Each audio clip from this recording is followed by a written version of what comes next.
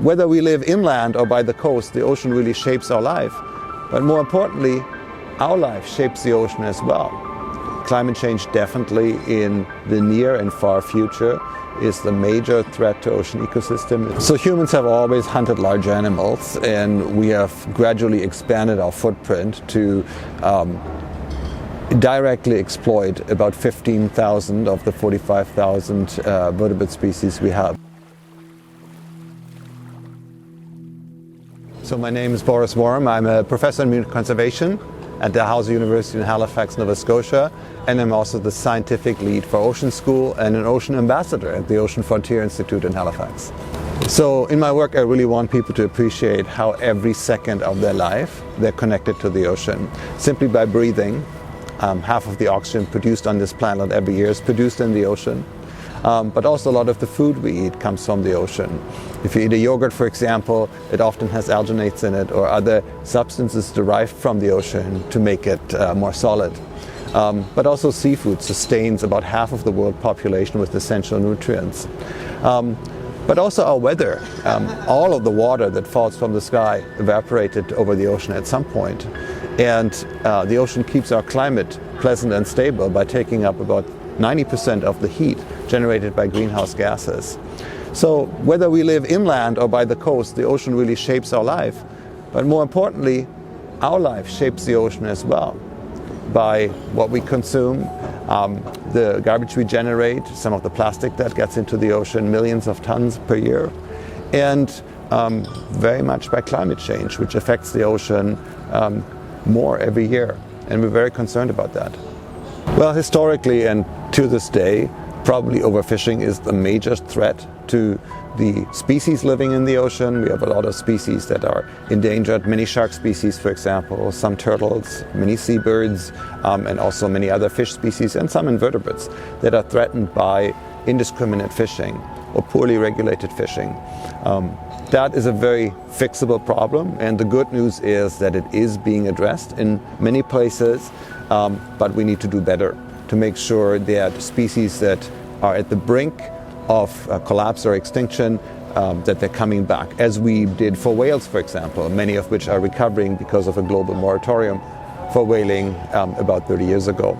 So that's a major threat right now, but climate change definitely in the near and far future is the major threat to ocean ecosystem. It's already bleaching coral reefs, it's destroying seagrass meadows, and it's making the ocean less productive and less oxygenated, all of which are negative for life in the ocean. So stopping climate change, of course, we need to do to save ourselves, but we also need to do it to save the ocean. So there is a lot of information for people to choose seafood widely. I personally like seafood very much. I think it's healthy. It's essentially organically produced if it is wild-caught seafood rather than aquacultured seafood. And there's a lot of positives to it. If we choose wisely and if we avoid species or fisheries that are overexploiting and that are not contributing to the health of the oceans. So some of the choices that are indicated on the report cards that are widely available on the web, Greenpeace has one, World Wildlife Fund has one, Seafood Watch is a good organization in the United States that has one. We can learn about the species we eat and how they're fished and whether that fishery is sustainable. Some of the more sustainable sources, it really depends where you are. But broadly speaking, wild mussels, for example, or oysters tend to be a good choice because they're low in the trophic chain, they don't need to be fed, and they're actually cleaning the water as they grow. Sometimes fish low in the food chain can be a good choice, like herring and mackerel, but it depends where you are. Where I live, for example, in eastern Canada, those stocks are overfished. Also cod in my region is overfished, but in northern Norway the stock is doing really well. So it depends where it comes from, but that information is very available now. Actually in Europe you need to label the fish, what it is and where it comes from and how it was caught. And all of that can inform smart choices through those report cards that are available. So humans have always hunted large animals, and we have gradually expanded our footprint to directly exploit about 15,000 of the 45,000 vertebrate species we know of on the planet. This is mammals, birds, reptilians, amphibians, and fishes. And actually, what surprised us about this study is that while most fishes in the ocean are taken for food, a lot of animals on land are taken for other reasons. So not to eat, but for example as pets or ornaments, for cultural reasons, for medicinal reasons. And a large number of species is threatened by those uses that are not actually needed maybe in the same way as food is. So I think it surprised us how many species that are very obscure, that even as biologists we've hardly heard about, are being used somewhere and are threatened by that use. So I think we need to take a good look at how we're using biodiversity, and a lot of mammals and birds particularly are threatened. A number of sharks and rays and other cartilaginous fishes are threatened. Some fishes are threatened. So yeah, we need to look at those uses and see how we can transform them into a sustainable enterprise, or whether we need that at all.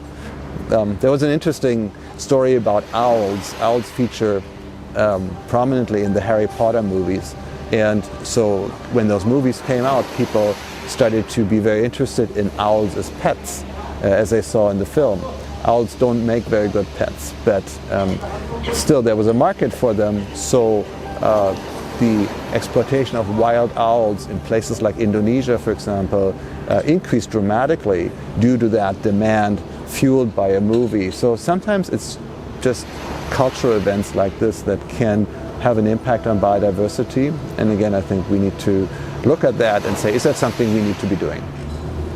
Well, I'm always touched when I see how people use our Ocean School program and how it makes their day, how kids just light up and teachers really get into it, or parents. We had parents during the pandemic who wrote us about Ocean School, said, I got my kids in front of that and they were researching sharks and swimming with whales and dissecting codfish and learning about sustainable fishing, and they were telling me all these things I didn't know, said the parents. And one parent said this was a godsend during the pandemic, and something that really transformed her view of the ocean and their kids' view of the ocean. And I live by the ocean, I breathe the ocean every day, I'm wildly in love with the ocean, and to instill that in others, and when I see that spark come on and people really being interested and passionate about the ocean, that's what keeps us going, and I think that's what we need.